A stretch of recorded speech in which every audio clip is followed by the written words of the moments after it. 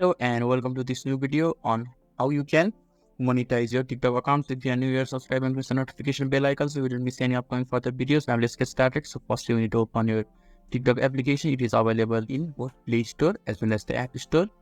And when the TikTok interface is open, in the bottom right corner there is a profile option. Just click on your profile and your profile will be opened. And when you are inside your profile, in the top right corner there is a 3-line icon. You just have to click on that icon, and when this interface is shown to you, there is an option of TikTok Studio. You just have to click on the TikTok Studio and their interface will be shown to you, and there is a monetization option in the second.